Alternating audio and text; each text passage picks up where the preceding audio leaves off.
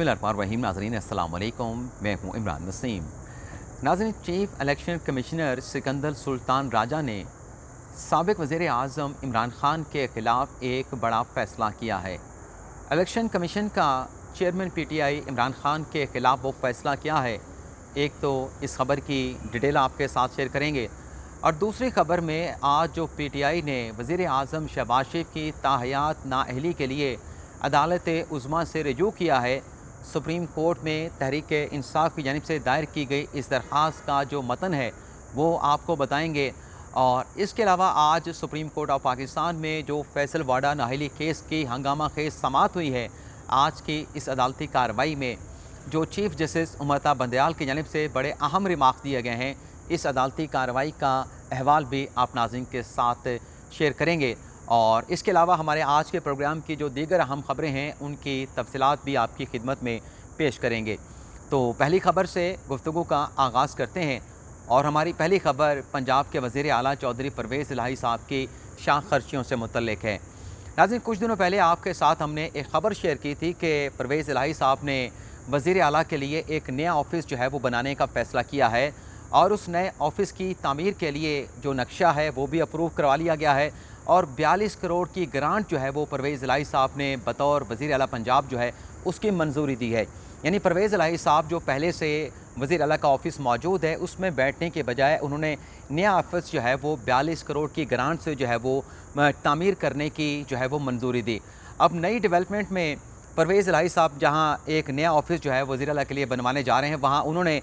वज़ीर आला के लिए यानी अपने लिए एक नया जहाज़ भी ख़रीदने का फ़ैसला किया है। हालांकि पहले से वज़ीर आला के लिए जहाज़ भी मौजूद है, हेलीकॉप्टर भी मौजूद है, लेकिन पुराने जहाज़ पर गालिबन परवेज़ इलाही साहब जो है वो बैठना नहीं चाहते। एक तरफ पंजाब में जो सैलाब मुतासरीन की सूरत हाल है वो पंजाब हुकूमत की मदद के मुंतज़र हैं, तो दूसरी जानिब पंजाब के वज़ीर आला चौधरी परवेज़ इलाही साहब जो हैं मुबैना तौर पर शाख खर्चियाँ कर रहे हैं और नया जहाज़ जो है उन्होंने ख़रीदने का फ़ैसला किया है। और इस खबर से मुतल्लिक़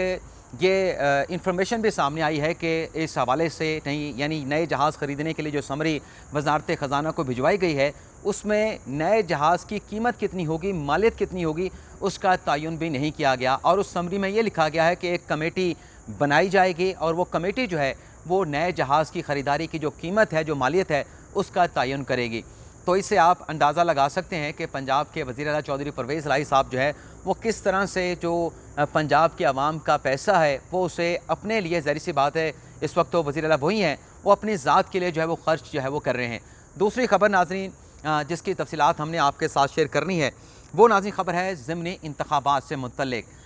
इलेक्शन कमीशन ने फैसला कर लिया था कि जो 12 हल्कों में ज़िमनी इलेक्शन होना है उसमें जो कुरम एजेंसी की नेशनल असम्बली की सीट है उसका इलेक्शन तो है मौखर करने का फ़ैसला किया गया था, लेकिन बाकी के जो 11 हल्के हैं उन पर इलेक्शन कमीशन ने कहा था कि जो पोलिंग की तारीख मुकर्रर हो चुकी है और जो कराची में दूसरे फेज़ के बल्दियाती इंतखाबात होने हैं उसकी तारीख में किसी किस्म की तब्दीली नहीं की जाएगी। तो आज वज़ारत दाखिला ने एक नोटिफिकेशन जारी किया है और उस नोटिफिकेशन के ज़रिए जो इलेक्शन कमीशन को इन इंतखाबात के लिए यानी 11 हल्कों में, जिसमें 8 हल्कों में इमरान खान साहब ने कौमी असम्बली का इलेक्शन लड़ना है और जो सिंध में बल्दियाती इंतखाबात का दूसरा मरला है, इन तमाम इंतखाबात के लिए FC, रेंजर और जो फ़ौज की नफरी है उसको फ़राहम करने, इलेक्शन कमीशन को फ़राहम करने की बाकायदा तौर पर जो है वो मंजूरी दे दिया। इसका नोटिफिकेशन जो है वो जारी कर दिया गया है। इसके अलावा राना सनाउल्लाह के वारंट गिरफ्तारी से मुतल्लिक़ आज जो रावलपिंडी की अदालत में समाअत होना थी और हमने आपको इससे पहले वीलॉग में बताया था कि आज वकला की हड़ताल की वजह से इस मुकदमे की समाअत ना हो सकी,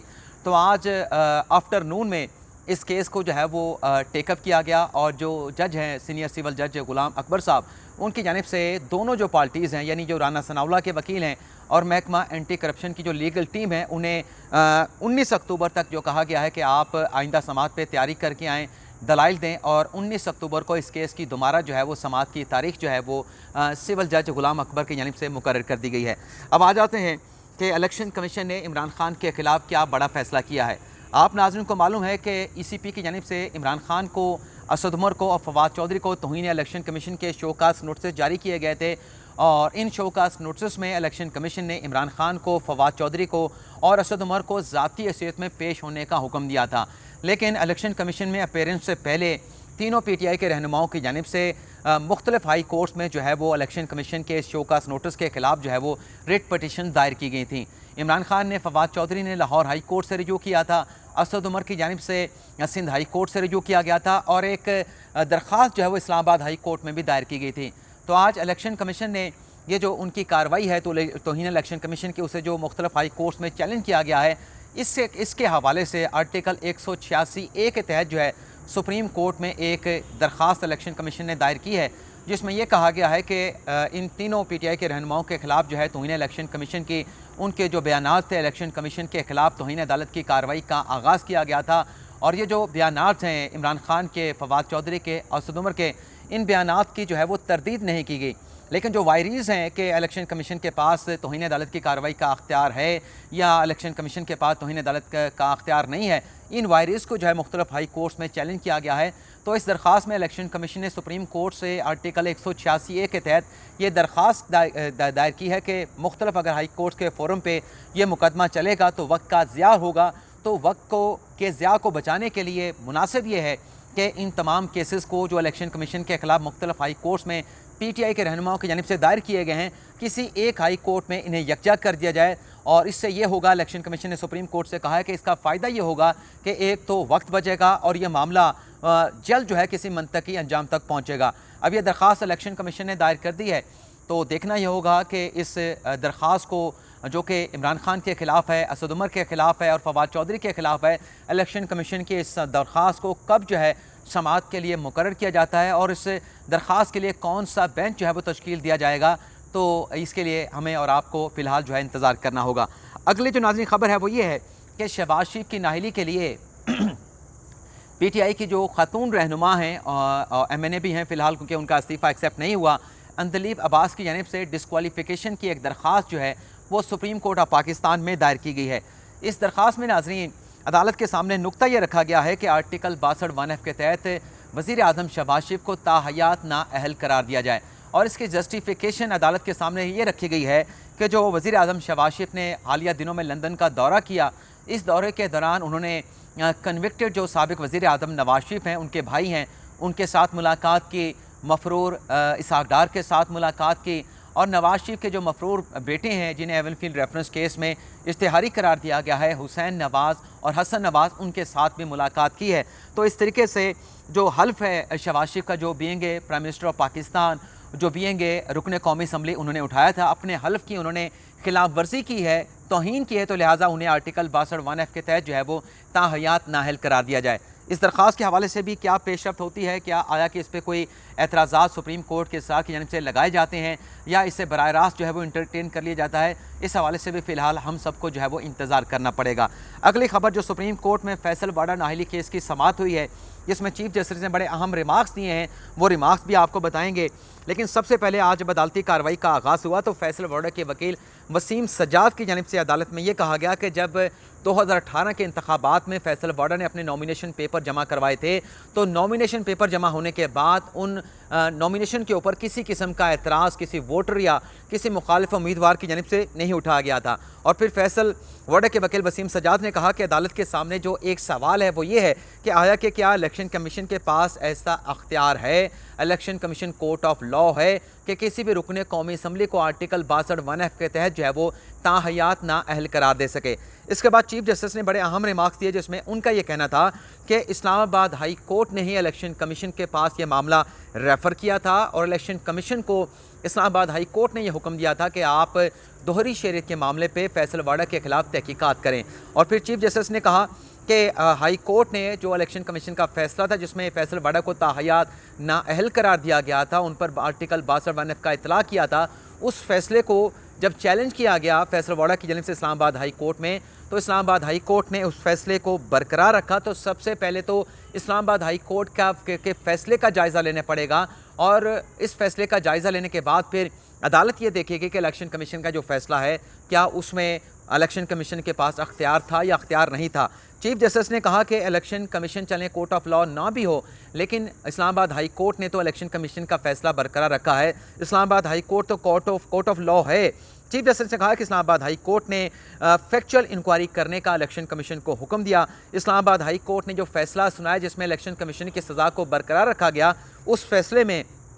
इस्लामाबाद हाई कोर्ट ने सुप्रीम कोर्ट के हबीब अकरम केस के फ़ैसले को फॉलो किया है, उस फैसले को बरकरार रखा है, उस फैसले को अप्लाई किया है। और फिर चीफ जस्टिस ने कहा कि सुप्रीम कोर्ट यह करार दे चुकी है हबीब अकरम केस में कि अगर झूठा बयानी पे हल्फी होगा तो झूठा बयान हल्फी देने वाला जो रुकन कौमी असम्बली होगा या रुकन पार्लिमान होगा वो नाअहल करार पाएगा। तो फिर वसीम सजाद ने इस्लामाबाद हाई कोर्ट का फैसला पढ़ा और उसके साथ उन्होंने अलादीनो भाइयों केस के फैसले का हवाला भी चीफ जस्टिस के सामने दिया, जिस पर चीफ जस्टिस ने कहा कि आपकी ये बात दुरुस्त है, लेकिन इस्लामाबाद हाई कोर्ट ने इस सवाल का जवाब भी अपने तहरीरी फैसले में दे दिया है। और फिर चीफ जस्टिस ने कहा कि आप इस नुक्ते पे आर्गू करें कि क्या हबीब अकरम केस का जो फैसला है उस फैसले का इतलाक जो है फैसलवाड़ा पे होता है नहीं होता, इस नुक्ते पे आप आर्गू करें। और फिर जस्टिस मंसूर अली शाह ने रिमार्क दिए कि इलेक्शन कमीशन की इंक्वायरी पर आपने कोई एतराज़ नहीं उठाया। जब इलेक्शन कमीशन फैसलवाड़ा की नाहली केस की दोहरी शरीयत केस के मामले की तहकीकात कर रहा था तो आपने उस इंक्वायरी को ज्वाइन किया था। और फिर जस्टिस आयशा मलिक साहबा ने ये रिमार्क्स दिए कि बयान हल्फी पे इन डेप्थ इंक्वायरी कराने की इसलिए ज़रूरत नहीं क्योंकि जब बयान हल्फी आ गया तो सिर्फ उसी का जायज़ा ले के मामले का जो है वो फैसला हो सकता है। और फिर चीफ जस्टिस ने वसीम सजाद से कहा कि इंतखाबी मामलात का जो एक्सपर्ट है वो इलेक्शन कमीशन ऑफ पाकिस्तान है, इलेक्शन कमीशन को एम्पावर करना चाहते हैं। इलेक्शन कमीशन एक आईनी इदारा है, नहीं चाहते कि इलेक्शन कमीशन कोई फ़ैसला दे और उसका वो फैसला रिट पिटिशन में हाई कोर्ट से सेट असाइड होता रहे, है इलेक्शन कमीशन का वो फैसला इलेक्शन कमीशन से कलअदम होता रहे। तो वसीम सजाद ने कहा कि इलेक्शन कमीशन ने तो दुरुस्त इस मामले का तयन ही नहीं किया और दोहरी शरीयत के मामले का अगर तयन करना था तो इलेक्शन कमीशन को अमरीकी सफारत खाने के जो हुकाम थे उन्हें बुलाना चाहिए था, उन पर जिरा करने का मौका मिलना चाहिए था, लेकिन ऐसी फैक्चुअल इंक्वायरी तो हुई नहीं। तो चीफ जस्टिस ने फिर वसीम सजाद से कहा कि आप अपनी फार्मूलेशन तैयार कर लें, इस नुक्ते पर भी आर्गूमेंट आप तैयार कर लें कि आया कि इलेक्शन कमीशन को इंक्वायरी करने का अख्तियार था और आपने तो उस इंक्वायरी को अपना इस्लामाबाद हाई कोर्ट में चैलेंज नहीं किया था, तो आप अपनी फार्मूलेशन तैयार कर लें। तो 19 अक्टूबर तक जो है फैसलवाड़ा की नाहली केस की जो समात है उसे 19 अक्टूबर तक जो है वो सुप्रीम कोर्ट की जानिब से जो है वो मुलतवी कर दिया गया है। ये नाज़रीन आज का हमारा वीलॉग। आपसे इजाज़त चाहने से पहले अगर आपको हमारा वीलॉग पसंद आया है तो इसे लाइक भी करें, दोस्तों के साथ शेयर भी करें और जिन दोस्तों ने आज हमें यूट्यूब चैनल पे ज्वाइन किया है उनसे दरख्वास्त करेंगे कि चैनल को सब्सक्राइब कर लें और बेल आइकॉन का बटन भी ज़रूर प्रेस करें। अल्लाह ताला हम सब का हामी नासिर हो। अपनी ढेर सारी दुआओं में याद रखिएगा। अल्लाह हाफिज़।